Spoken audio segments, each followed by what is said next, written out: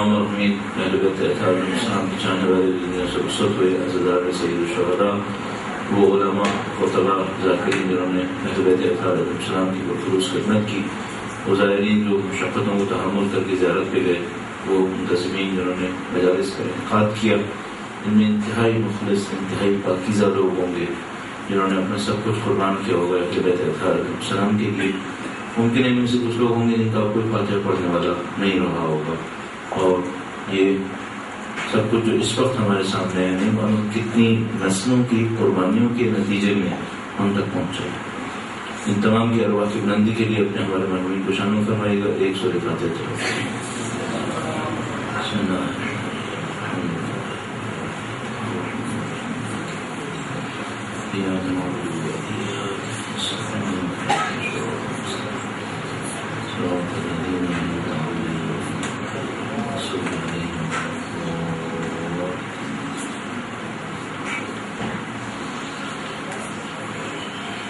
بردی کا درود بھیجے گا محمد والے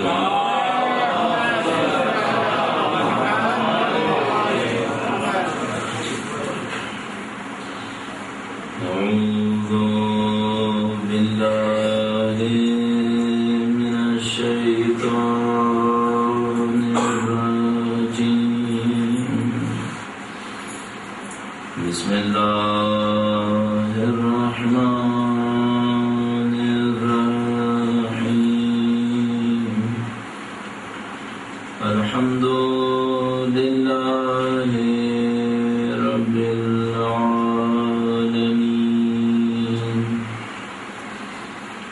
والصلاة والسلام علی سید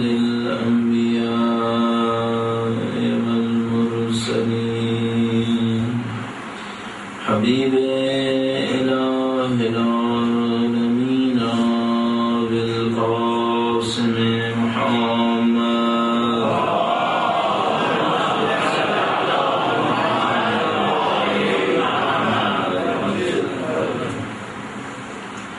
وعلى آلہ الطیبین الطاہرین سیما بقية الله في الأراضين قال الله تعالى في كتابه الكريم بسم الله الرحمن الرحيم أم حسبت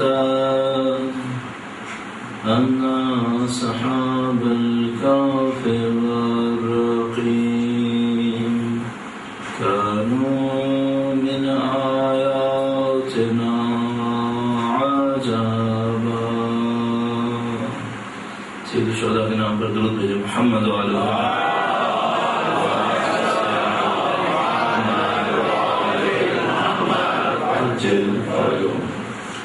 پروردگار عالم کا وعدہ ہے فرماتا ہے ان شکرتم لازیدنکم، اگر شکر کرو گے تو نعمت میں اضافہ کروں گا۔ خدا کا شکر بجا لاتے ہیں کہ اس نے ہمیں فرش اعلیٰ پہ بیٹھنا نصیب فرمایا ہے، سید الشہداء کا معتقد ان کا محب قرار فرمایا ہے۔ اس دعا کے ساتھ کہ انشاءاللہ پرچم سید الشہداء کو دنیا کے کونے کونے تک پہنچانے کی طاقت نصیب فرمائے خدا۔ انشاءاللہ فرزند سید الشہداء کی ظہور اور ان کی فتح و نصرت کا دن دیکھنا نصیب فرمائے خدا۔ تمام نسلوں کو اہل بیت اطہار علیہ السلام کی خدمت پہ معمور فرمائے انشاءاللہ۔ تمام دعاؤں کی قبولیت کے لیے ایک بار پھر درود بھیجے محمد و آل محمد۔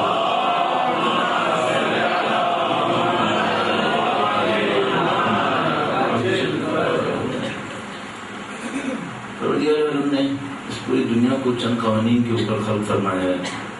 شاید جو ہمارے پاس قضا اور قدر کا کانسیپٹ ہے، تصور ہے، وہ بھی یہی ہے کہ یہ دنیا چند قوانین کے اوپر خلق ہوئی ہے۔ ہمیں بس یہ ارادہ ہے کہ ہم کس قانون کو اختیار کریں گے، یہ ارادہ نہیں ہے، اختیار نہیں ہے ہمارے پاس کہ ہم اس قانون کو توڑ دیں گے۔ یعنی مثال کے طور پر خدا تعالیٰ فرماتا ہے کہ اگر تم دینے کی عادت ڈالو گے تو ہم تمہارے رزق میں اضافہ کریں گے، اگر نہیں دو گے تو رزق کم ہو جائے گا۔ ہم یہ کر سکتے ہیں کہ دیں تو ہمارے رزق میں اضافہ ہو جائے، نہیں دیں گے تو رزق میں کمی ہو جائے گی۔ لیکن اتنا اختیار نہیں ہے ہمارے پاس کہ ہم قانون کو تبدیل کریں کہ ہم نہیں دیں گے پھر بھی ہمارا رزق بڑھے گا.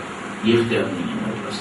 بس کوئی اگر ہم سے پوچھے کہ خدا تعالیٰ نے ہمیں مجبور خلق کیا یا مختار خلق کیا، ایک اعتبار سے مجبور خلق کیا، ایک اعتبار سے مختار خلق کیا. کس اعتبار سے ہمیں مجبور خلق کیا ہے؟ قانون تبدیل نہیں کر سکتے. کس اعتبار سے صاحب اختیار خلق کیا ہے؟ جس قانون کو چاہیں اس کو اختیار کریں. اس میں ہمارے پاس اختیار ہے. بس خدا تعالیٰ کے قانون سمجھ میں آتا ہے جو میں پہلے آپ کی خدمت میں عرض کر چکا ہوں کہ شاید ہمارے تمام علمی سرمایے وہ قوانین خدا ہیں جن کی پر زندگی خلق ہوئی. اگر آپ کو ایک قانون خدا تعالیٰ کا سمجھ میں آتا ہے آپ اپنی زندگی میں بہت بڑی بنیادی تبدیلی لا سکتے ہیں. اور قرآن کریم کا مطالعہ اسی خاطر اہم ہے کیونکہ قرآن کریم میں وہ قوانین جمع ہو گئے ہیں جن پر یہ پوری کائنات خلق ہوئی ہے. علم فزکس کے اندر وہ قوانین ہیں جو فزکس کی دنیا کی فزیکل باڈیز کے اوپر رول کرتے ہیں. کیمسٹری کے اندر وہ قوانین ہیں جو کیمیکلز کے اوپر رول کرتے ہیں. قرآن کریم میں وہ قوانین ہیں جو پوری کائنات پہ رول کر رہے ہیں. اس قانون کو اگر آپ سمجھ گئے، اب سوچیں کسی کو اگر فزکس کے قوانین سمجھ میں آتے ہیں تو اس کے پاس طاقت آتی ہے، حتیٰ اس کے پاس پیشن گوئی کی طاقت بھی آتی ہے، پریڈکشنز بھی اچھی کرتا ہے. کسی کے پاس اگر کیمسٹری کا علم اچھا آ جائے تو بہت سارے کیمیکلز کی خواص اس کو پتہ چل جاتے ہیں، وہ اس کے ذریعے زندگی میں تبدیلی کرتے ہیں. اور اگر کسی کو قرآن کریم کے دیے ہوئے قوانین سمجھ میں آ جائے، نہیں معلوم کن طاقتوں تک پہنچ سکتا ہے. کسی کو اہل بیت اطہار علیہ السلام کی سکھائے ہوئے قوانین سیکھنے کو مل جائے، ہمیں نہیں معلوم کون سی طاقتوں کو حاصل کر سکتے ہیں. اور جو سمجھ میں آتا ہے وہ یہ کہ یہ قوانین بہت پیچیدہ نہیں ہے. دین و خدا کی اور قرآن کریم کی خاصیتوں میں سے ایک خاصیت ہے، خدا نے فرماتا ہے وَلَقَدْ يَسَّرْنَا الْقُرْآنَ لِلذِّكْرِ، ہم نے قرآن کریم کو آسان کر کے نازل کیا. یہ اللہ کے دین کی خاصیتوں میں سے ایک خاصیت ہے. دین مشکل نہیں ہے، لہٰذا ہمارے پاس اللہ کے نبی کی 50 سال سے زیادہ ظاہری زندگی جو نبوت کے اعلان کے بعد گزری ہے، اس کے اندر ایک مرتبہ بھی ایسا نہیں ہوا کہ کوئی شخص بدو جاہل گوار ہماری اصطلاح کے مطابق آئے اور کہے اے اللہ کے نبی آپ کی باتیں مجھے سمجھ میں نہیں آئیں. نہیں ہے کوئی اللہ کے نبی کے پاس نہیں آیا اے اللہ کے نبی اعوذ باللہ آپ نے جو دین دیا اتنا کمپلیکیٹڈ ہے مجھے سمجھ میں نہیں آتا. نہیں، سادہ باتیں ہیں، بالکل صاف ستھری باتیں. ان صاف ستھری سادہ باتوں کے اندر زندگی کے پیچیدہ ترین قوانین بیان ہو گئے. اور اگر ہم چاہیں ان قوانین تک رسائی حاصل کر سکتے ہیں. مثلا ایک قانون جو مجھے سمجھ میں آتا ہے اور سمجھ میں آتا ہے کہ بہت مضبوط ہے، شاید ایکسیپشنز نہیں دے گا. جو ابھی تک سمجھ میں آتا ہے وہ ایک ایکسیپشنز نہیں دیتا اور یہ رائج ہے، نافذ ہے پور طاقت کے ساتھ. اور وہ قانون جو سمجھ میں آتا ہے وہ یہ ہے کہ آپ جو کچھ دوسروں کو دیں گے وہی آپ کو ملے گا تھوڑا سا بڑھ کر. جو مجھے سمجھ میں آیا، اگر آپ دوسروں کو علم دیں گے آپ کو علم ملے گا تھوڑا سا اضافے کے ساتھ. اگر دوسروں کو غم دیں گے آپ کو غم ملے گا اور بڑھ کر. دوسروں کو خوشی دیں گے آپ کو خوشی ملے گی اور بڑھ کر. اور مجھے لگتا ہے کہ یہ جو قانون ہے یہ صرف اس دنیا کے اوپر نافذ نہیں ہے، اس دنیا برزخ آخرت سب پر داستان یہی ہے جو ابھی تک سمجھ میں آتی ہے. بات کوئی بعد میں کوئی اور چیز سمجھا ہے تو ایک علیحدہ مسئلہ ہے، ابھی تک یہی سمجھ میں آتی ہے. ذرا سا اس کے بارے میں عرض کرتا ہوں کہ خدمت میں درود بھیجے گا محمد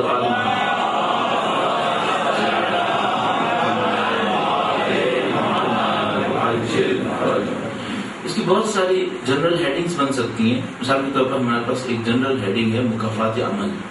مکافات عمل کیا ہے؟ وہ یہ کہ ہر عمل اپنا ایک ریئیکشن دے گا. آپ نے اگر ایک عمل انجام دیا ہے وہ ریئیکشن آپ کو اٹھانا پڑے گا. مکافات عمل میں استثناءات نہیں ہیں، جو عمل جو اثر دیتا ہے وہ ہوگا. مثلا دنیا کے اندر کیا ہے، مادی دنیا کے اندر پانی کی تاثیر ہے، آپ پانی سے اس کی تاثیر نہیں چھین سکتے. اچھا، جاننے نہ جاننے سے بھی کوئی فرق نہیں پڑتا، جو میں پہلے بھی مثالوں میں عرض کر چکا ہوں. ایسڈ کی ایک تاثیر ہے، آپ ایسڈ سے اس کی تاثیر نہیں لے سکتے. اچھا، آپ کہتے ہو مجھے نہیں پتا تھا تو کیا ایسڈ کی تاثیر ختم ہو جائے گی؟ نہیں. ایک بچے نے دیکھا مثلا کسی بوٹل کے اوپر لیبل لگایا واٹر، اور اس نے وہ واٹر لے لیا، پی لیا، اور وہ ایسڈ تھا. تو کیا اس وجہ سے کہ اس بچے کو پتہ نہیں تھا ایسے تاثیر نہیں دکھائے گا؟ ایسے تاثیر دکھائے گا، چاہے اس کے اوپر لیبل کوئی بھی لگاؤ، آپ کو کچھ بھی پتا ہو. اسی طریقے سے کچھ ہمارے اعمال ہیں، ان کی کچھ تاثیرات ہیں، اور وہ تاثیرات قطعی ہیں، چاہے آپ کو پتا ہے چاہے آپ کو نہیں پتا. لہٰذا بہت کچھ ہماری اور آپ کی زندگی میں ہوتا رہے گا جس کا ہمیں نہیں پتا کہ ہوا کیوں. ہاں، یہ جو کل بات ہوئی تھی، مولانا نے ارشاد فرمایا تھا، ہمیں کہا کہ اگر تمہیں کوئی چیز نہیں سمجھ میں آئی تو اپنی لا علمی کے اوپر چھوڑ دو، تو خدا بعد میں سمجھا دے گا. ورنہ اس دنیا کے اندر پتہ نہیں کتنی چیزیں جو ہمیں کچھ سمجھ میں نہیں آتی کہ یہ کیوں ہو رہی ہیں.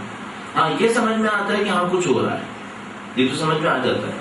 یعنی پہلا انسانوں کا ایک فیس ہوتا ہے جس میں ان کو ہر چیز ابرپٹ لگتی ہے کہ کوئی چیز مرتبط نہیں ہے ایک دوسرے سے، پتہ نہیں کیوں ہو رہی ہے. لگتا ہے جیسے سارا کا سارا کائنات ایکسیڈنٹس پر مبنی ہے. پھر ایک وقت آتا ہے جب اس کو یہ سمجھ میں آتا ہے کہ نہیں، ایکسیڈنٹس تو نہیں ہے، کوئی نہ کوئی ریلیشن شپ تو ہے، اب مجھے سمجھ میں نہیں آ رہی ہے. تیسرا وقت آتا ہے جب وہ بہت زیادہ محنت کرنے کے بعد کچھ ریلیشن شپس کو سمجھ جاتا ہے. اگر اس لیول پر پہنچے تو اس کی کوشش بڑھ جاتی ہے، اس کی پیاس بڑھ جاتی ہے کہ جو نہیں سمجھ میں آیا وہ بھی سمجھ میں آ جانا چاہیے مجھے.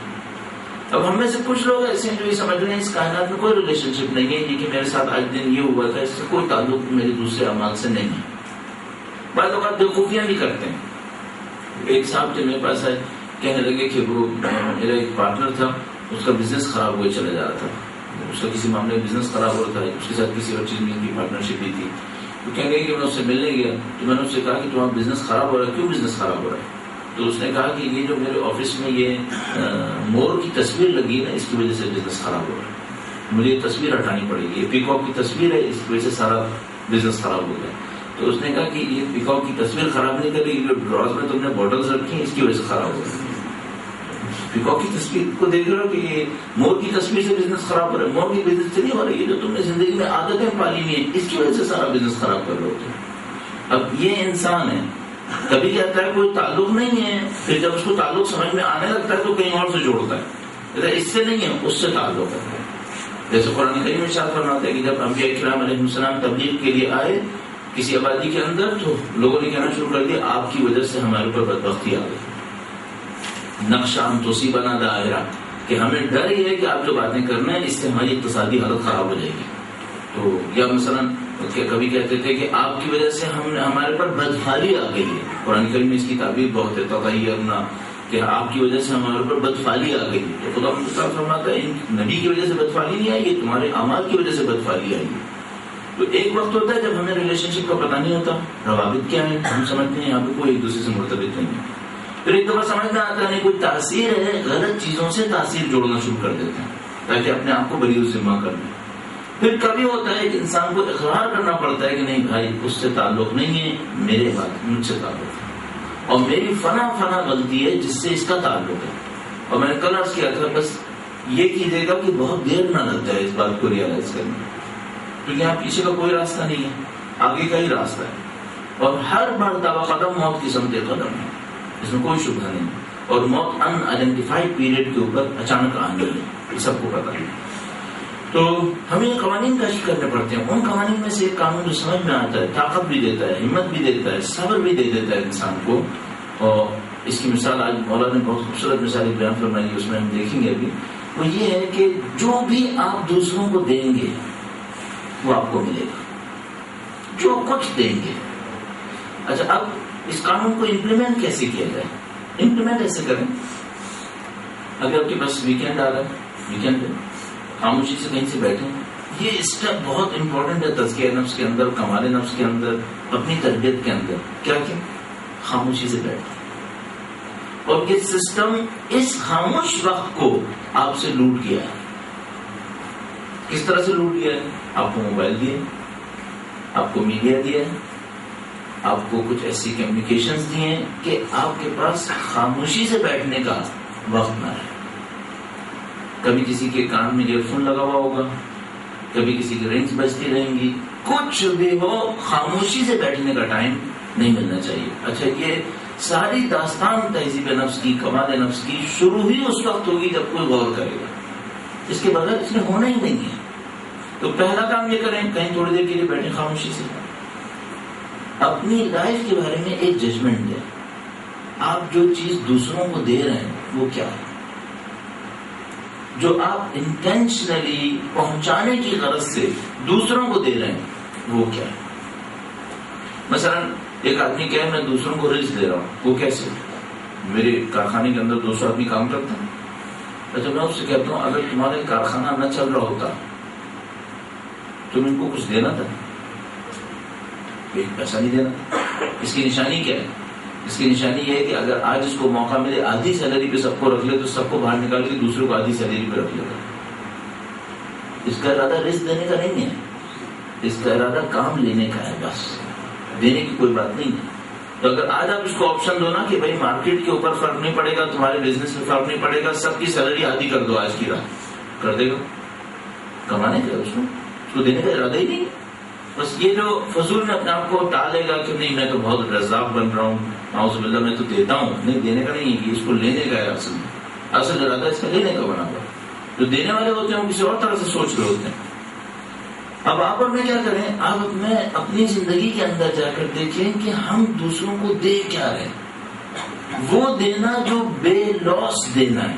لوس کہتے ہیں گندگی کو، بے لوس یعنی جس میں کوئی گندگی نہیں ہے، جس میں کوئی ملاوٹ کا شائبہ نہیں ہے. یہ آپ نے صرف اللہ کی خاطر اچھی نیت سے دوسروں کو دیا ہے. وہ کیا ہے؟ آپ کے پاس ایک امپلائی کام کر رہا ہے، آپ اس کو سیلری دے رہے ہیں، نہیں ہے کہ آپ خدا کی خاطر کسی کو پیسہ دینا چاہ رہے تھے. در حقیقت وہ یہ رہا ہے کہ وہ کام کر رہا ہے، نہیں کام کر رہا ہے اسی دن نکال نہیں ہو سکتا، دینے کی غرض نہیں ہے وہاں پر. اب ذرا سوچیے گا ہم اور آپ بے لوس دنیا کو کیا دے رہے ہیں، دوسروں کو کیا دے رہے ہیں.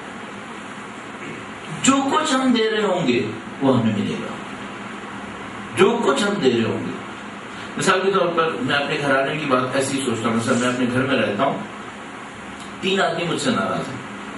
کیوں ناراض ہیں؟ میں یہ کہہ رہا ہوں انہوں نے مجھے تنگ کیا ہے، وہ یہ کہہ رہے ہیں میں نے ان کو تنگ کیا ہے.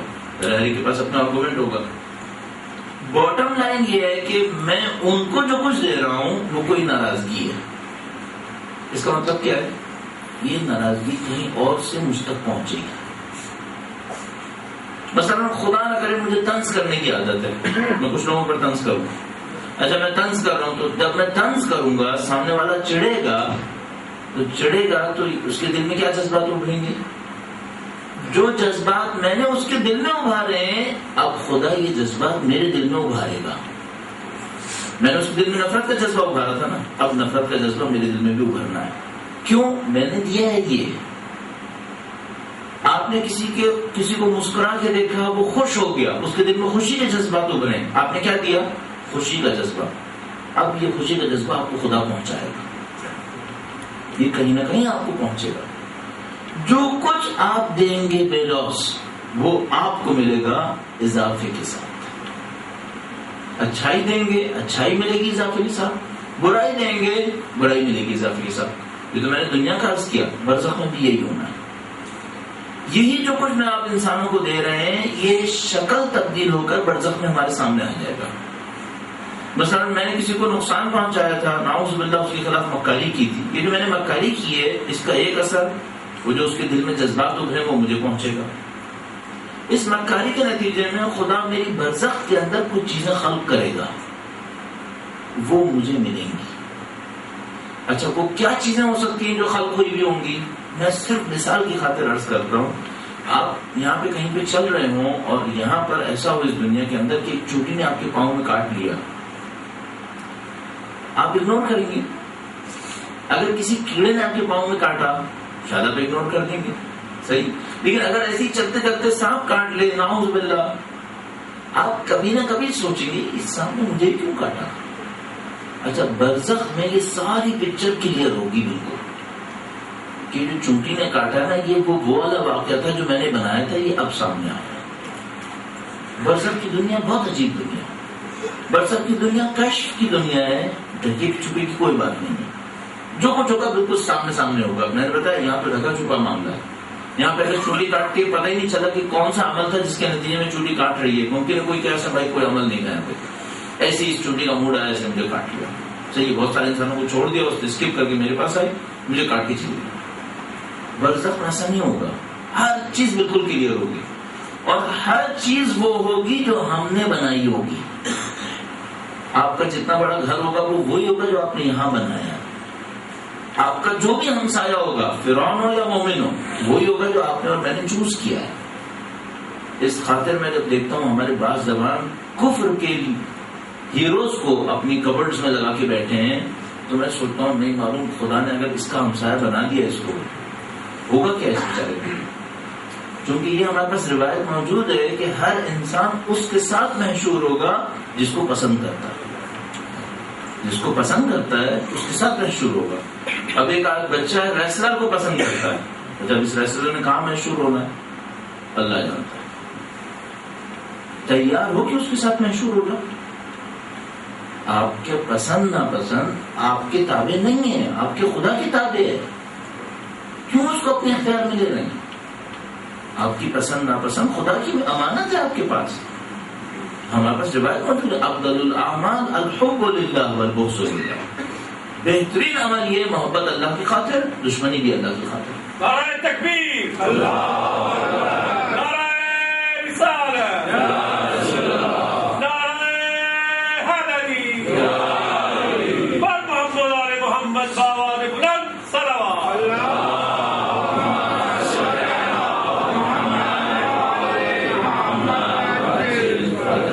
ریکویسٹ کر رہے ہیں کہ شاید تھوڑا سا اگر آپ لوگ آگے تشریف لیں تو آسانی ہو جائے گی. ایک سلوات پڑھ کے جزاک اللہ ممبر کے آگے درود بھیجیں محمد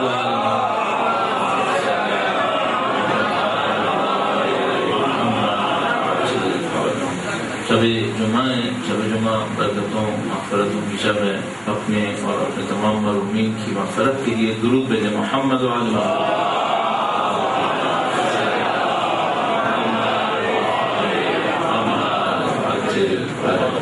یہ قدم بڑھنے پر ایک مجھے واقعہ یاد آ رہا ہے، کتاب میں پڑھا تھا. ایک بڑے نامی گرامی عالم عارف تھے، وہ مشہد گئے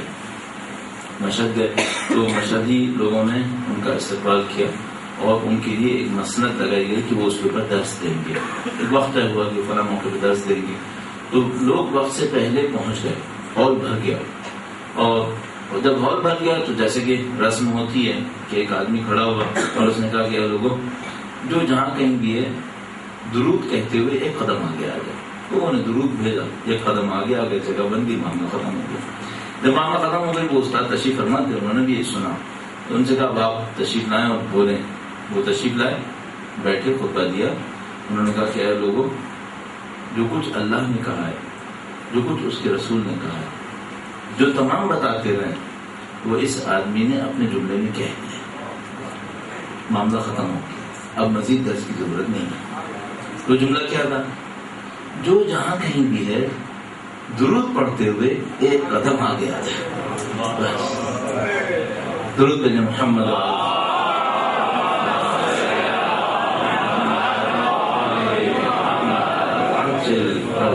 سب کی ذمہ داری یہی ہے، جو جہاں کہیں بھی ہے اللہ، نبی اور اس کی آل کے سائے میں کچھ آگے بڑھ جائے. بس تمام ہدف یہی ہے. ہم 10 دن بولیں یا 50 دن بولیں، 2 مہینے 8 دن عزاداری ہو یا 4 مہینے ہو، آپ نے 40 سال عزا کی یا 100 سال عزا کی، سارا ہدف یہ ہے آگے بڑھے یا نہیں بڑھے. بس آپ کو حب اہل بیت میں آگے بڑھنا، ہدف سارا یہ نظام ہے. اس درود کے اندر پوری کائنات سمٹی ہوئی ہے. اللہ کا ذکر ہے، نبی کا ذکر ہے، ان کی آل کا ذکر ہے. اب کائنات میں اس کے سوا بچا کیا ہے؟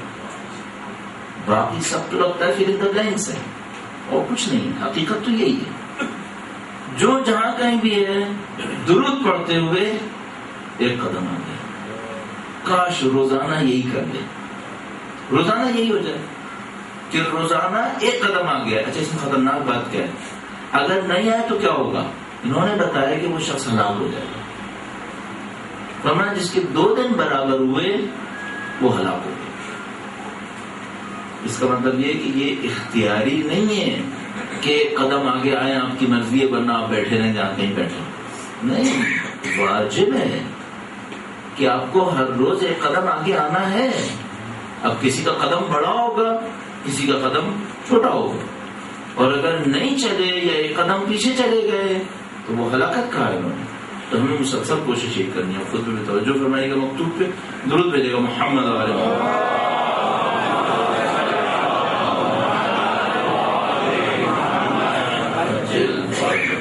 مولانا نے عبودیت تشریح پر دلائل ارشاد فرمائے اور بتایا کہ کیوں خدا تعالیٰ کے حکم کی پیروی واجب ہے.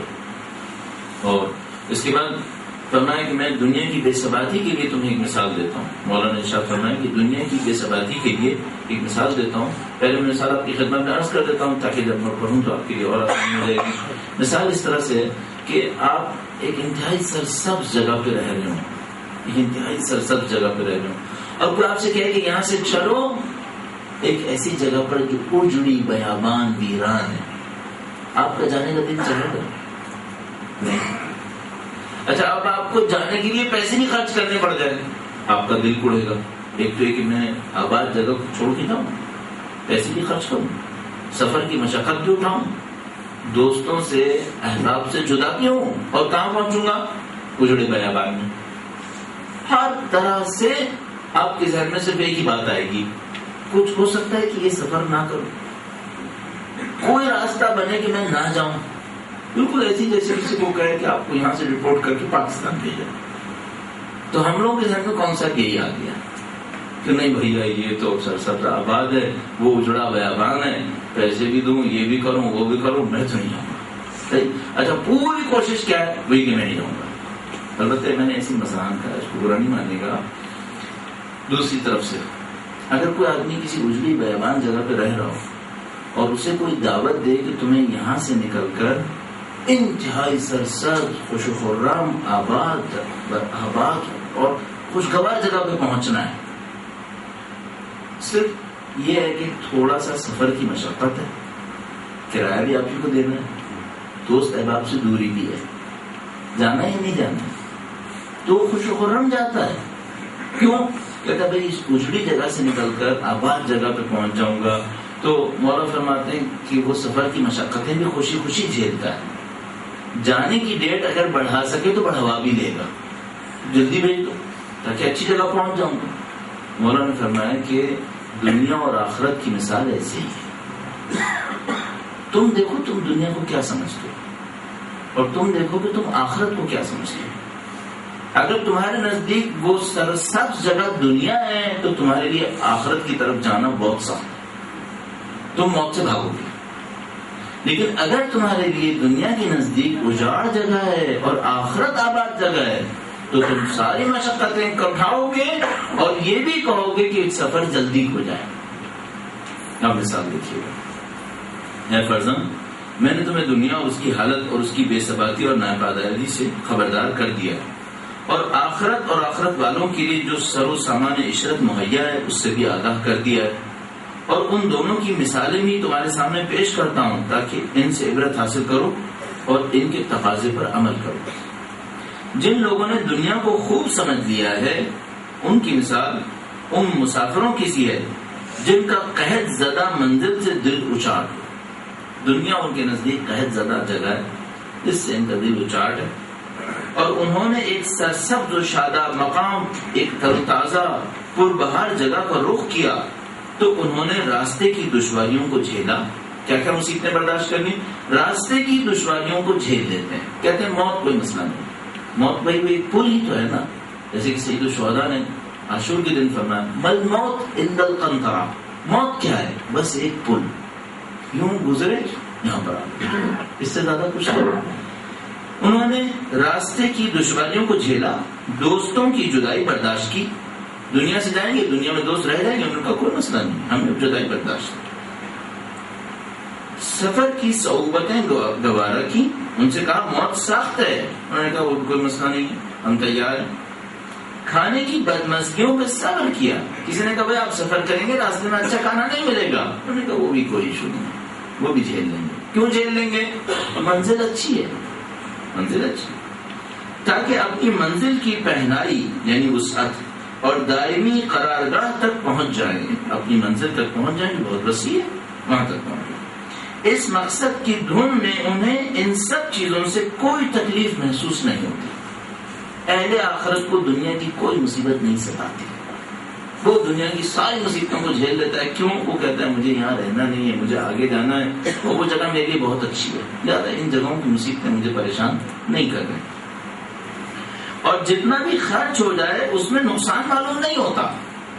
اہل آخرت دنیا سے آخرت جانے کے لیے جتنا بھی خرچ کریں اس میں لاس احساس نہیں کرتے.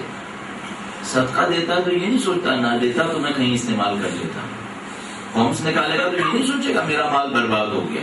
نہیں, وہ اس ساری خرچے کو برداشت کرتا ہے, کہتا ہے یہ خرچہ میری کوئی مسئلہ نہیں ہے. میں کیا عرض کروں, بدقسمتی سے اس وقت ویسٹ ہمارے لیے یہ ہو گیا کہ مثلا جو لوگ ویسٹ جانے لگیں گے وہ ویزا لگوانے کی پتہ نہیں کیا کیا مصیبتیں برداشت کر لیں گے, کتنا کتنا ویٹ برداشت کریں گے, سارے کام کر لیں گے.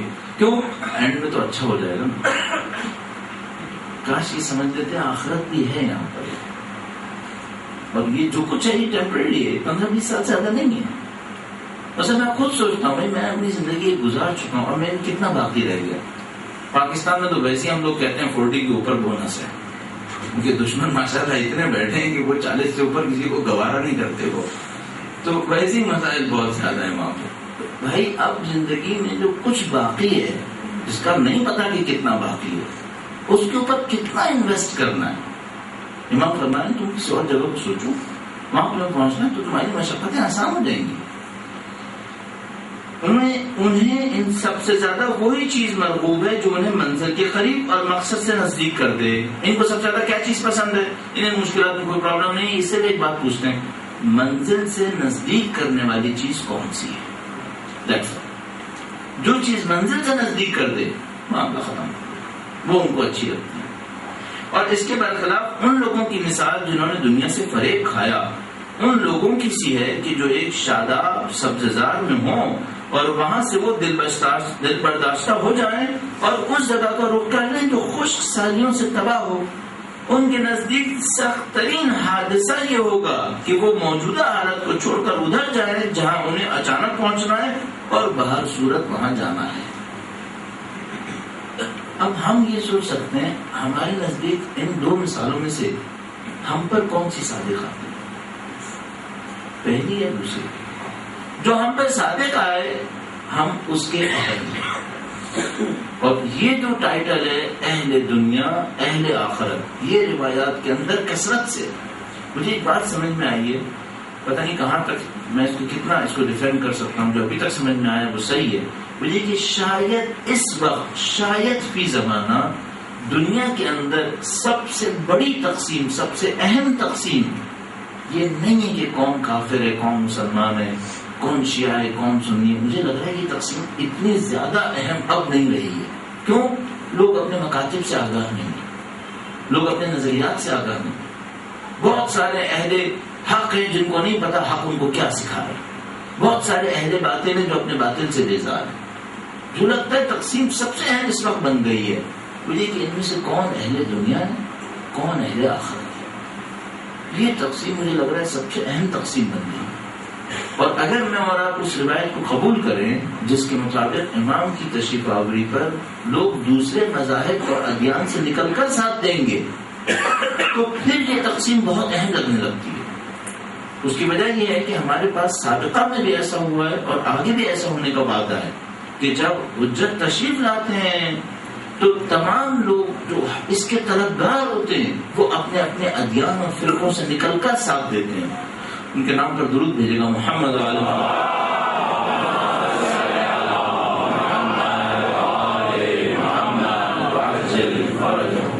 صرف اس پوائنٹ کو سمجھانے کی خاطر جو میں نے آپ کی خدمت میں بھی عرض کر دیا وہ یہ کہ جب اللہ کے رسول تشریف لائے تو حضرت سلمان فارسی پہلے عیسائی تھے, وہ وہاں سے اٹھ کر آئے, اللہ کے نبی کا ساتھ دے دیا. اور کفار مکہ جو اللہ کے نبی کے ساتھ زندگی گزار رہے تھے اور ان میں سے 30 سال سے اللہ کے رسول کو دیکھ رہے تھے, انہوں نے ساتھ نہیں دیا. اس کا مطلب ہے کہ جب حق کا ایک معرکہ ہو رہا ہوتا ہے تو ہمیں پرانے جو بنے ہوئے ریلیشن شپس ہوتے ہیں, تعلقات ہوتے ہیں, وہ ٹوٹتے نظر آتے ہیں. کچھ نئے تعلقات بنتے ہیں. ان نئے تعلقات میں پرانے جو تقسیم ہوتی ہیں, ڈویژنز ہوتی ہیں, وہ ختم ہو جاتی ہیں, نئی تقسیم بنتی ہے. اب آپ اللہ کے رسول سے پہلے کی تقسیم سوچیں, قبیلوں کے اوپر مبنی تقسیم تھی. اللہ کے رسول جب تشریف لائے وہ ساری تقسیم کولیپس کر گئی. ایک نئی تقسیم بن گئی. نئی تقسیم کیا بنی؟ اہل اسلام اہل کفر. نئی تقسیم آ گئی. یوں لگتا ہے کہ جب حضرت تشریف لائیں گے ایک نئی تقسیم بنے گی, اور اس تقسیم کے اندر یہ جو ظاہری اس وقت کی تقسیمیں بنی ہوئی ہیں, بہت سارے لوگ ہوں گے جو کسی اور کیمپ کے اندر ہوں گے اور امام کا ساتھ دے دیں گے. اب اس بات کے اندر یہ میں نے کسی حد تک آپ کی خدمت میں عرض کیا, یہ ابھی بھی قابل تشریح ہے, اس کے اوپر تھوڑا سا غور فرمائے گا. یہ آخری روایت اس کی سپورٹ میں عرض کر رہا ہوں. مولا تشریف لائیں گے روایات کے مطابق حجاز میں, مکہ میں ایک جنگ ہوگی, یا مکہ اس ایک طرح سے فتح ہو جائے گی, کیونکہ کہتے ہیں اس وقت سینٹرل گورنمنٹ کوئی نہیں ہوگی مکے کے اندر. مکے کے اوپر ویسے ہی خوف کا عالم ہوگا, تو بہت سارے باہر کے لوگوں کو دیکھ کر لوگوں کے دلوں پہ ویسے ہی خوف طاری ہو جائے گا, اور مکے والے مقابلہ نہیں کریں گے. مزاحمت ہوگی. پھر مدینے کی طرف امام تشریف لے جائیں گے, وہاں جا کے فتح کریں گے اس کو, اور مختلف علاقوں کو فتح کرتے ہوئے وہ حجاز کے علاقے سے کوفہ کی طرف بڑھیں گے. فرماتے ہیں روایات کے اندر کہ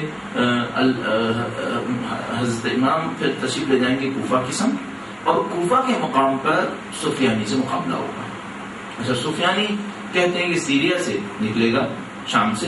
البتہ ہمیں نہیں معلوم شام کا مطلب اس زمانے میں کیا کیا تھا اور آج کیا ہے, معلوم ہے اس میں فرق موجود ہے. تو وہ شام سے نکلے گا, اور وہ شام سے ٹریولنگ کرتا ہوا, ظلم بربریت پھیلاتا ہوا عراق میں داخل ہوگا.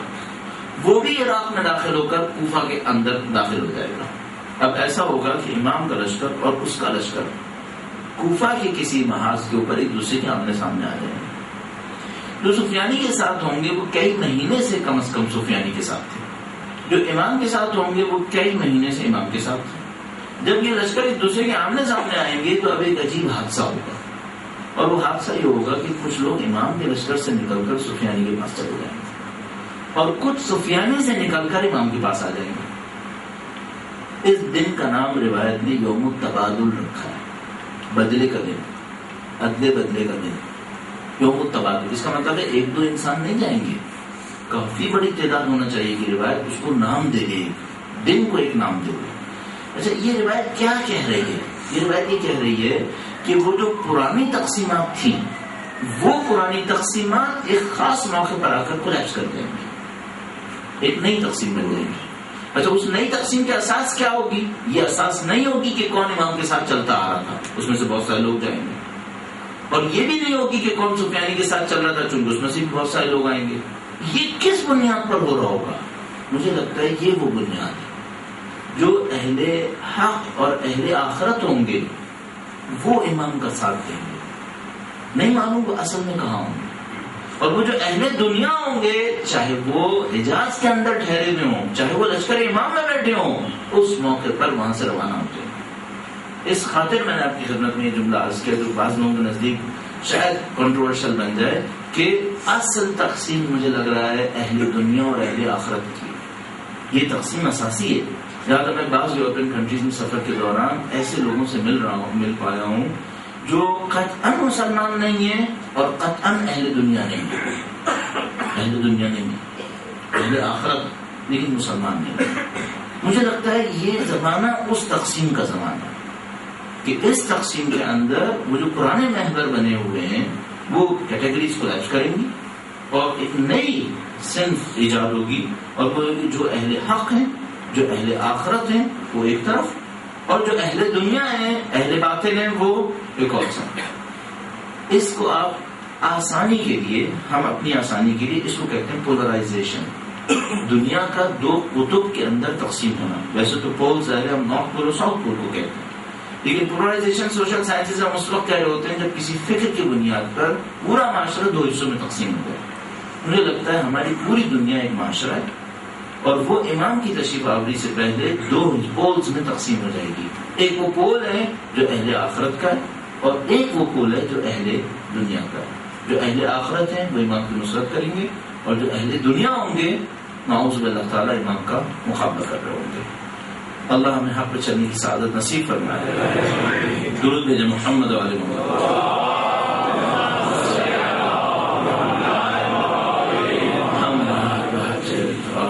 ایک بار پھر مل کے درود بھیجے گا محمد و آل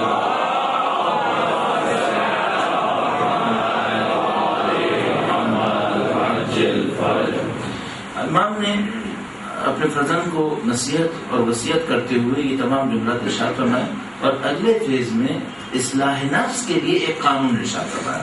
قانون کا مطلب آپ سمجھ رہے ہیں، قانون کا مطلب یہ کہ ایک ایسا رول جس میں ایکسیپشن نہیں ہے، اس کے اوپر بہت ساری چیزیں مرتب ہو جائیں گی، قانون یہ معاملے یہ ارشاد فرمایا۔ اے فرزند، اب توجہ فرما رہے ہیں، بسم اللہ الرحمن الرحیم۔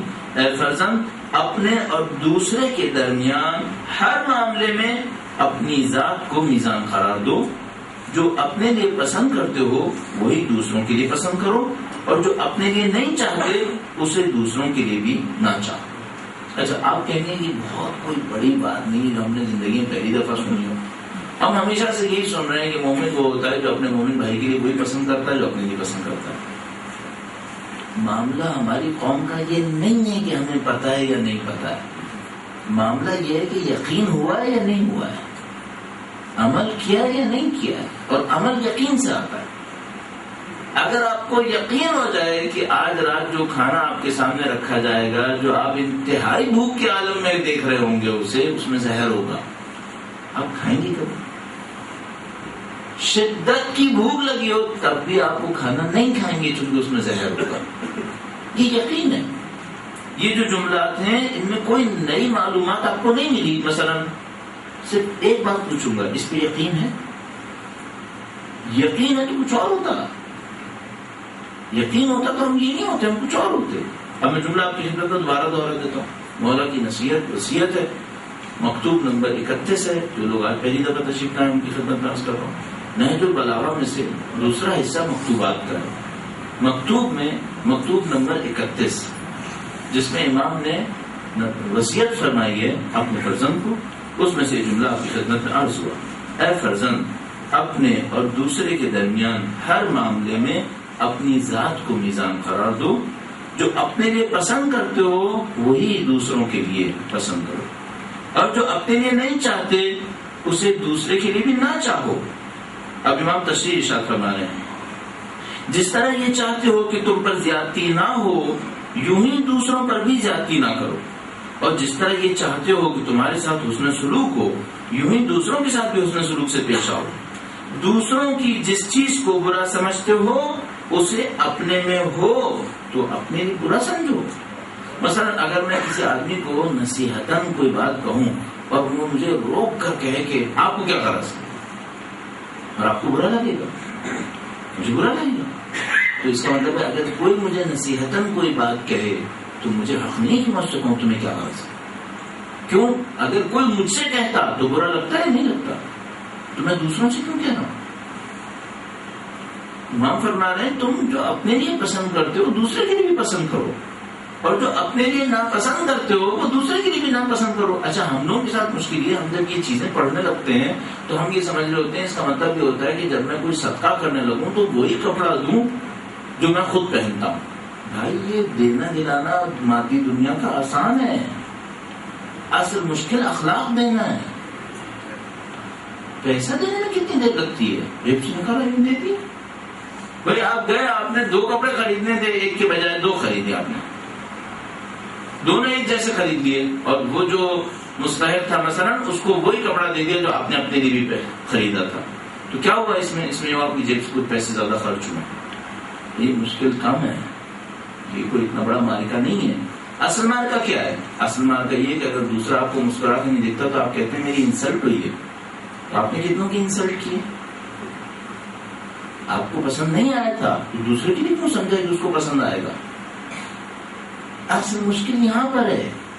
آپ ایک جگہ پہ بہت سے دوسرے سے توقع کرتے ہیں کہ سب میرے لیے کھڑے ہوں، آپ خود دوسروں کے لیے کھڑے ہوتے ہیں نہیں؟ کھڑے تو دوسروں کو کیوں توقع کرتے؟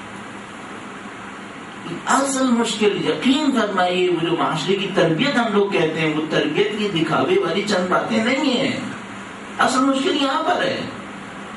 اگر میں ابھی آپ کے سامنے بیٹھ کر کہوں خدا نہ کرے نعوذ باللہ مثلا میری صبح کی نماز قضا ہو گئی، آپ کو کتنا برا لگے گا؟ یار مولانا صاحب ہیں، نہج البلاغہ ہاتھ میں پکڑی ہوئے ممبر پر بیٹھے ہیں اور خود بتا رہے ہیں کہ گناہ کیا ہے، اور آپ جو اللہ کے فرشتوں کے سامنے پتہ نہیں کتنے گناہ کرتے ہو، وہ برا نہیں لگے گا؟ چند انسانوں کے سامنے آنے مجھے برا لگ رہا ہے، یہ کیا ہو رہا ہے؟ اصل مشکل یہاں پر ہے. وہ جو ہم تربیت کی باتیں کرتے ہیں وہ تربیت صرف یہ نہیں ہے کہ مثال کے طور پر آپ نے 5 وقت نماز پڑھنا شروع کر دی ہے, آپ نے داڑھی رکھ لی ہے, اور مثال کے طور پر کوئی مومنہ بہن ہو اس نے پردہ کر لیا ہے. یہ تو چند چیزیں انتہائی امپورٹنٹ ہیں, بیسکس ہیں, اس میں کوئی شبہ نہیں ہے. اصل مشکل اس جگہ پر ہے جو بیہیویئر کے اندر ہے, اخلاقیات کے اندر. ابھی آپ دیکھ لیجیے اتنی دیر تک آپ نصیحت نامہ اور وصیت نامہ سن رہے ہیں, 405واں دن ہو رہا ہے, ابھی تک کوئی فقہی حکم آیا؟ ابھی تک ایک دن نہیں آیا. اور جو کچھ آ رہا ہے عقیدے اور اخلاق سے آ رہا ہے. کیوں؟ امام فرما رہے ہیں تم اپنے عقیدے اور اخلاق کو صحیح کرو, تمہاری دینداری تو خود بخود صحیح ہو جائے گی. اس کو صحیح کرو کسی طرح سے. آپ ذرا سوچیے, یہ وصیت نامہ ہے, وصیت نامہ, اور امام نے پہلے ہی کہا تھا کہ میں چن چن کر صرف وہ باتیں بتاؤں گا جو انتہائی مفید ہوں گی. اس میں امام نے یہ قانون ارشاد فرمایا. اب آپ اور میں کیا کریں اس قانون کو سننے کے بعد؟ ایک تو یہ ہوگا کہ آپ تھوڑا سا متاثر ہوئے, اور جب یہاں سے نکلنے لگیں گے تو بس وہ دروازہ آپ نے کراس کیا اور معاملہ ختم. یہ مجھے یقین ہو گیا ہے سید الشہداء کے فرش عزا کی ایک تاثیر ہے, یہ مجھے یقین ہو گیا. اور اس تاثیر کی وجہ سے یہ فضا بنتی ہے جو کبھی کبھی بن جاتی ہے, جو سمجھ میں آتی ہے بات. اچھا, اب کرنا کیا ہے؟ آپ نے اپنے ذہن میں فوراً کوئی طریقہ کار اختیار کرنا ہے کہ آپ اس پہ عمل کیسے کریں گے. اب آپ عمل کیسے کریں گے؟ مثال کے طور پر کسی کا طریقہ یہ ہو سکتا ہے کہ رات کو سونے سے پہلے اپنے تمام کاموں کا ریویو کریں اور سوچیں کہ آج میں نے کچھ لوگوں کے ساتھ یہ بیہیویئر دکھائی, میرے ساتھ ہوتا تو مجھے اچھا لگنا تھا. امام کے اس جملے کو لے لیجیے, اپنے ذہن کے اندر لیجیے. یہ امام نے وصیت فرمائی ہے اور فرمایا ہے کہ اس کے اوپر عمل کرنا. آپ کو یاد ہوگا کہ پیچھے فرمایا امام نے, بس ان جملات کے اوپر. اور یقین فرمائیے اس کو غنیمت سمجھیں کہ خدا نے ہمیں اس کو پڑھنے اور سننے کا موقع دے دیا. اس کو غنیمت سمجھیے گا, ورنہ کیا ہوتا, کروڑوں انسانوں نے نہیں پڑھی ہے, اربوں انسانوں نے نہیں سنا ہے, اور آپ کو اور ہمیں کم سے کم اتنا موقع مل گیا کہ ہم نے سن لیا, پڑھ لیا. یہ اس کو غنیمت سمجھیے گا اور اب اس کے اوپر عمل کر لیجیے گا, کیونکہ خدا نے جتنی نعمتیں بڑھانی ہیں وہ اس کے شکر پہ بڑھانی ہے. اور بہترین شکر کسی نعمت کا یہ ہے کہ اس کو استعمال کرے گا جہاں پر اس کو استعمال ہونا ہے. تو آپ اور میں اس کو عمل کی دنیا میں لائیں. اس توفیق کے حصول کے لیے اور مولا امیر المومنین کے ساتھ اظہار وعدے کے لیے درود بھیجیں محمد و آل محمد.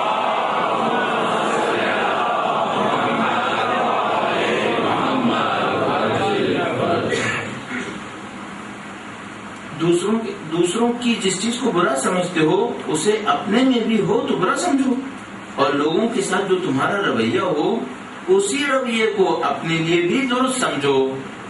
توقعات کم کر لو, خدمت کو بڑھا دو. یہ میں سمرائز کر رہا ہوں اس کے اسی بارے میں.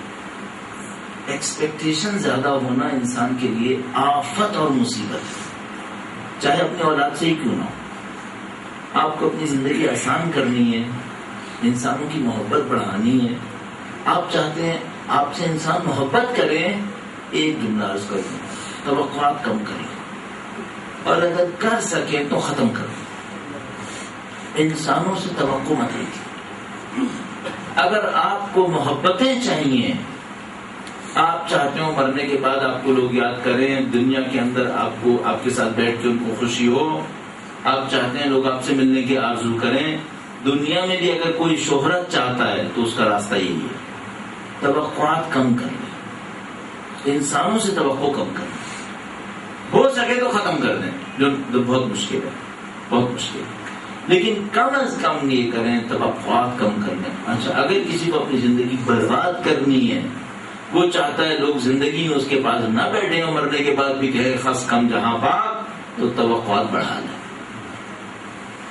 جتنی توقعات بڑھتی جائیں گی دشمنیاں بڑھیں گی, جتنی توقعات کم ہوتی چلی جائیں گی زندگی آسان, آپ سے لوگوں کی محبت بڑھے گی. اس کو سمجھانا صرف عمل کی دنیا میں ہی ممکن ہے, یہ بتانے سے معاملہ ہوتا نہیں ہے.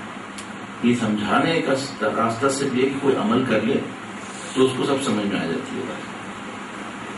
جو بات نہیں جانتے ہو، امام نے اتنا ارشاد فرمایا، اس کے بعد فرمایا جو بات نہیں جانتے اس کے بارے میں زبان نہ ہلاؤ. آپ کو یاد ہے پہلے بھی امام نے ارشاد فرمایا تھا صرف فرائض پہ اکتفا کرنا، اپنی زندگی کو اخلاقیات میں ضائع نہیں کرنا. فرمایا جو بات نہیں جانتے اس کے بارے میں زبان مت ہلاؤ. پتہ نہیں کتنے لاکھ گھنٹوں کے ہمارے انٹرنل ڈسکشن بند ہو جائیں گے اگر کوئی اسے ایک جملے پہ عمل کرنا. جو نہیں جانتے ہو اس کے بارے میں زبان مت ہلاؤ. دو آدمی بعض اوقات کئی گھنٹے کسی چیز کے اوپر گفتگو کر لیتے ہیں، نہ یہ جانتا ہے نہ وہ جانتا ہے، دونوں لڑ رہے ہیں، مر رہے ہیں، کٹ رہے ہیں، دشمنیاں لے کے بیٹھ گئے. 30 سال تک وہ کہتا ہے میں اس کا منہ نہیں دیکھوں گا، وہ کہتا ہے میں اس سے نہیں ملوں گا. تو بات ایسی ہے جو نہ اس کو خبر ہے نہ اس کو خبر ہے. بعض اوقات گروپس بن جاتے ہیں، دو گروپ لڑ رہے ہوتے ہیں اور انسان آخر میں کہتا ہے دونوں غلط لڑ رہے ہیں، کیونکہ دونوں کو پتہ ہی نہیں کہ کس بات پہ لڑ رہے ہیں. امام فرما رہے ہیں جو بات نہیں جانتے اس کے بارے میں زبان نہ ہلاؤ.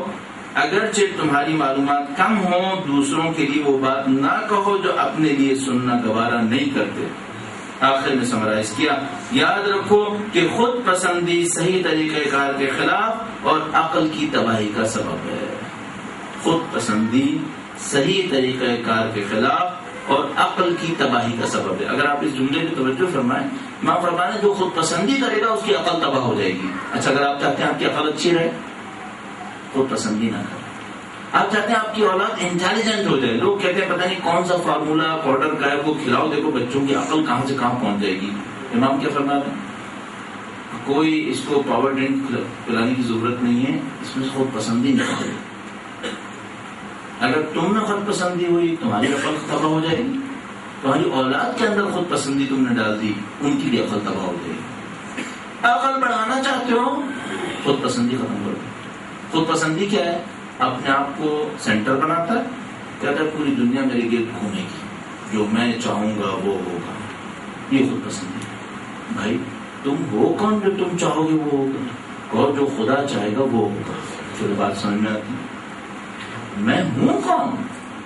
اچھا میں کہوں گا چلو کم سے کم اپنی اولاد کے لیے تو کہہ سکتا ہوں وہ میری اولاد وہ کرے جو میں چاہتا ہوں. تو سوال یہ کہ بھائی یہ اولاد تمہاری ہے یا اللہ کی دین تمہارے ہاتھ میں امانت ہے. اور اسی کے ساتھ ایک جملہ عرض کرتا ہوں، اس کو تم پال رہے ہو یا تمہیں تمہاری اولاد دونوں کو خدا پال رہا ہے؟ کیا ہو رہے ہیں آپ؟ یہ ساری مصیبتیں اس جگہ سے ہیں کہ ہم نے اللہ کی مالکیت کو نہیں سمجھا. خدا مالک ہے. ہم لوگ جب طالب علم بنتے ہیں نئے نئے تو کچھ کتابیں خریدتے ہیں، تو جب کتابیں خریدتے ہیں تو اس پیج کے اوپر کتاب کا نام لکھتے ہیں. نئے نئے جب طالب علم بنتے ہیں، نئی نئی کتابیں لیتے ہیں تو اس پیج پر یا اس پیج کے اوپر کہیں نام لکھتے ہیں. تو میں جب نیا نیا طالب علم بنا تو میں اس کتاب کے اوپر نام لکھتا تھا، مثلا فلاں فلاں. تو میں نے ایک بندے خدا کی کتاب دیکھی، اس پہ لکھا تھا اللہ مالک ہے. یعنی وہ کہہ رہا تھا اس کتاب کا مالک بھی میں نہیں ہوں بھائی، اللہ مالک ہے. اپنا نام لکھنے کی ضرورت نہیں، اللہ مالک ہے. اگر کسی کو اتنی سی بات سمجھ میں آ جائے نا کہ مالک اللہ ہے، زندگی آسان ہے اور آخرت بہت آسان ہے. پھر زندگی بھی آسان ہے، آخرت بہت آسان ہے. جیسے کوئی کہتا ہے نا اللہ مالک ہے، مصیبتیں آسان ہو جاتی ہیں. کیوں؟ اللہ مالک ہے، ظلم نہیں ہونے دے گا. جب بھی کبھی ہمارے پاس کوئی خاندانی جھگڑوں میں سے کوئی کیس آتا ہے تو ہم سب سے پہلے ان کو یہ تسلی دے رہے ہوتے ہیں کہ دیکھو خدا عادل ہے، ظلم نہیں ہونے دے گا، کہیں نہ کہیں ظلم کا بدلہ لے گا. اب تم مطمئن رہو کہ خدا ظلم نہیں ہونے دے گا. اگر تم مظلوم ہو خدا تمہیں جزا دے دے گا. جو ظالم ہے اس کو خدا سزا دے گا. اور کیا تم سزا دو گے جو خدا سزا دے گا؟ چھوڑ دو اسلام کو. جو خدا سزا دے گا بہت بڑی سزا دے گا. اور حقیقت یہ ہے کہ یہ جو کچھ ہمارے سامنے انبیاء کی قربانیاں اور خاندان نبوت کی قربانیاں ہیں، ان سب کے سکون کا راز یہی راز ہے. خدا دیکھ رہا. آسان ترین راز واقعی یہی راز. ورنہ جو مصائب اہل بیت نے تحمل فرمائے آیا کوئی تصور کر سکتا ہے؟ آپ شب جمعہ میں سید الشہداء کے نام پہ تشریف آئے. اگر میں ایک جملہ مادر سادات کے سامنے دستاز کر کہ ایک جملہ فقط انسان سوچ لے اور مولا امیر المومنین کی مظلومیت پر روتا رہے. مولا امیر المومنین کہیں سے تشریف فرما ہوئے, کچھ لوگ بیٹھے ہوئے تھے, انہوں نے کہا کہ یا ابو الحسن آپ تشریف فرما ہوئیے, ہمارے درمیان ایک گفتگو ہے کہ زندگی میں کون سی مصیبت جھیلنا سب سے مشکل ہے. کسی نے کہا کہ کوئی تم نے کسی سے قرض لیا ہو, قرض دار تمہارے گھر پہ پہنچ جائے, بہت بے عزتی ہوتی ہے. کسی نے کچھ کہا کہ میں کسی دشمن کے سامنے اترا, میرے دوست سارے ساتھ چھوڑ کے چلے گئے, مجھے غربت کا احساس ہوا. ان لوگوں نے اپنی اپنی باتیں کی. پھر ان میں سے شاید کسی نے کہا کہ مولا آپ فرمائیں اصل مصیبت کیا ہوتی ہے. روایت میں نے خود پڑھی ہے. ایک دفعہ امام نے ادھر ادھر دیکھا کہ کوئی اجنبی نہ بیٹھا ہو اور کہا کوئی تمہاری زوجہ کو مارے اور تم کچھ نہ کر سکو. اللہ مصیبت یہ ہے. اگر میں اس جملے کو اتنی گہرائی تک لے کر جاؤں تو مولا کہہ رہے ہیں کوئی اللہ کے رسول کی بیٹی کو مارے, کوئی مادر حسنین کو مارے اور تم کچھ نہ کر سکو. اور کوئی بات دیکھ رہا ہوں کہ اس کی اولاد کے سامنے اس کی زوجہ کو مارا جائے اور تم کچھ نہ کر. یہ مولا نے ارشاد فرمایا بیوی کے اوپر جو مصائب ٹوٹے ہیں اس کی شان و منزلت میں اور آپ نہیں سمجھ پائیں گے, لیکن کچھ چیزیں ہم لوگوں کے سامنے واضح ہوتی ہیں, اشارے کے طور پہ نظر آتی ہیں, انسان تعجب کرتا ہے. ہمیں بس روایت موجود ہے کہ اس ظالم نے جب دروازہ مارا ہے تو بیوی نے فضا کو نظر دی ہے فضا مجھے تھام لے. اس معاملے کے اوپر دو روایت اور آپ کی خدمت میں عرض کروں گا. آج اللہ بہاؤدینی کراچی میں تشریف فرما ہے, محترم صاحب تقویٰ. ایک دفعہ انہوں نے مصائب بیوی کے اندر ایک جملہ پڑھا. میں خود ان کے پاس گیا اور پوچھا کہ آپ نے جملہ پڑھا ہے, مومنین کے سامنے کیا یہ جملہ بیان کر دوں؟ انہوں نے فرمایا مومنین کو بیان کرو تاکہ سیدہ کے مصائب پتہ چلے ہیں. فرمایا جب اس لعین نے تماچا مارا تو ایک طرف سے تماچا مارا, دوسری طرف سے رخسار دینا شب جمعہ بیوی سیدہ کا نام ہے.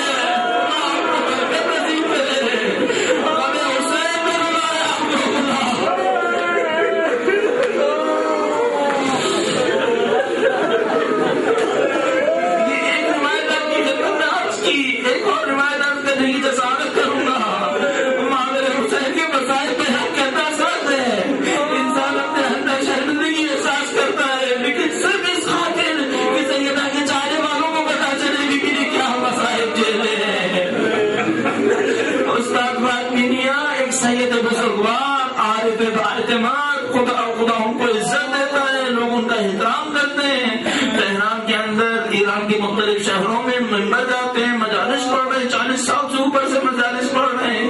ایک روایت ارشاد فرمائی کہ میں نے دوستوں سے پوچھا کہ کیا انہوں نے کہی ہے, مقرر دوستوں نے کہا کہ ہاں ہم نے سنی ہے اور انہوں نے کہا ہے.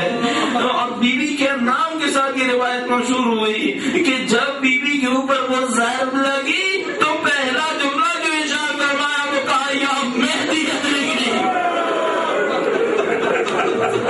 گویا بیوی جانتی تھی کہ کوئی ظلم کا بدلہ نہیں لے سکے گا, میرا بار وہ مر سکتا ہے وہ بھی ظلم کا بدلہ لے گا. بیوی نے تاریخ اور استقبال مستقبل کو ختم کیا اور مستقبل میں آنے والے اپنے اس مدد کو پکارا اور کہا یا مہدی ادرکنی. اور میں کہوں گا میں نے کوئی 1400 سال کے بعد سنا ہے, میرے باپ کی بھی جیسے ابھی آنکھوں کے سامنے ہوا ہے, ان کی جدہ ماجد آگے رہی ہے. اے میرے بیٹے تجویز رکھ کرو.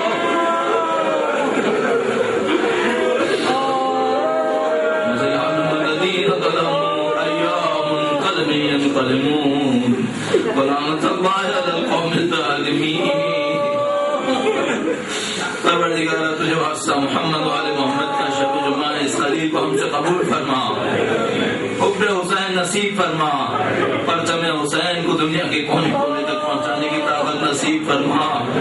خاندان اہل بیت کی محبت جو تم نے نصیب کی اس محبت میں اضافہ فرما. ہمیں ہماری ہماری نسلوں کو ان کے تابعداروں میں قرار فرما، ہماری زندگی کا اختتام ان کی محبت کی راہ میں شہادت قرار فرما۔ ربنا تقبل منا انك انت السميع العليم برحمتك يا ارحم الراحمين۔ ماتم حسین خطبہ جناب زینب ان کے اس کا پڑھنا۔ اسیر قافلہ دربار شام جب آیا، یزید زینب کبریٰ سے یوں ہوا گویا، لو آج راز و تو عز و منتشا کا کھلا کہ